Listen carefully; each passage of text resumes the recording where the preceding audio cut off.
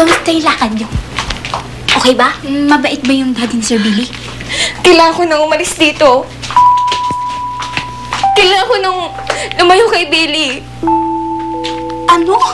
Ano naman ba yung pumasok na sa utak mo, girl, ha? At gusto mo na naman lumayo kay Sir Billy? Kaya okay na kayo. Yun na nga eh.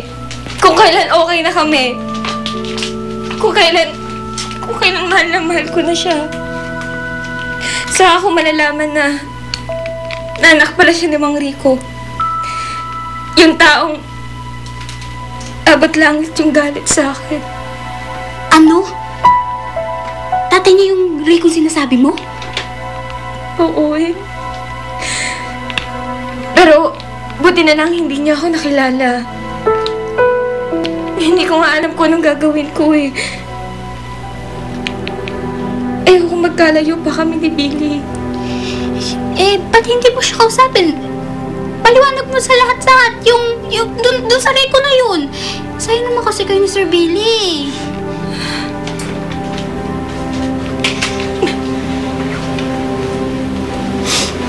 Hindi rin naman niya ako maintindihan eh. Hindi ko alam kung bakit hindi niya sinasabi sa iba yung sekreto ko. Pero Weng, alam kong mababanggit niya yun kay Billy. Tapos, nandidirihan ako ni Billy.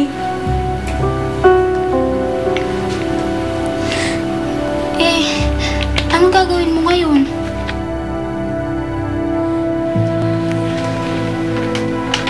Kailangan ko umalis dito. Malalaman ni Mang Rico na ako'y hinahanap niya. Saan ka pupunta? Sino tutulong sa'yo?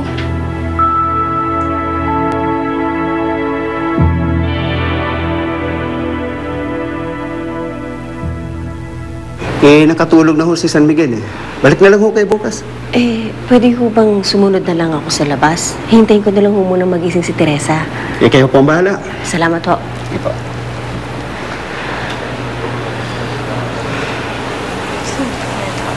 Miss?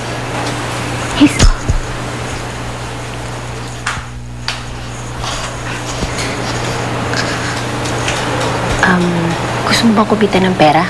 May papagawa sana ako sa'yo eh. Basta ayos ang presyo, wala sa akin problema. Anong racket ba to, ma'am? May patuturuan sana ako ng leksyon.